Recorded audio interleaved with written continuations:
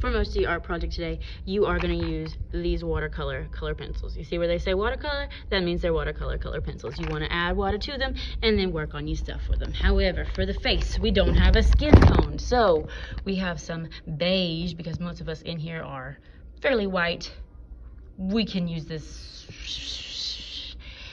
It's going to do the best that we can. If you need to be a little bit darker, we can add some brown watercolor pencil to that and make it work. However, today what you're going to need is your non-spill cup with water in it. You need a bigger brush, and you're going to need a thinner brush. We've got to get the first layer on this paint. So if you have the outline of your face done, your face and neck, don't forget your neck, we need to get the first layer of paint on this ready to go. So dip your thinner, more controlled brush in the water. Okay, we want to do a nice thick outline in brown of the outside of your face so that we don't lose it. And then very gently, right along that line, bring the control brush.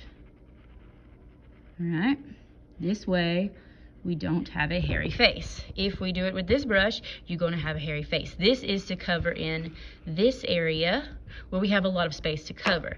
Anywhere where you need a nice thin straight line, you don't want to have a hairy face, we need to use this one. And I can already tell that color is blending with that brown I put there a little bit to keep us from being Michael Myers pasty white. All right, so I'm doing the outline very gently with my control brush.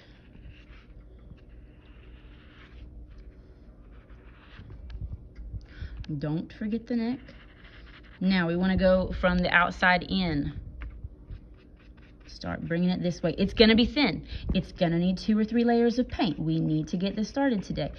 If you're starting to look a little pasty white, that is okay. When we come back in to find those facial features, it'll even out, or we can add a little bit of brown watercolor pencil to it. So I'm bringing those in. Where I would use this brush would be to cover a large area of space, but again, anywhere where I don't want the paint, I want to use the control brush very lightly.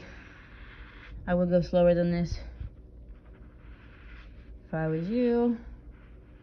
And then bring it inwards. We don't want to lose any of our detail, but we need that first layer done so that we can do the second layer next time. Now you can either cover over any details you have on the eyes and then find them later, or simply go around the eyes very gently, and we will work with them the next time when this paint is done. We will bring them out.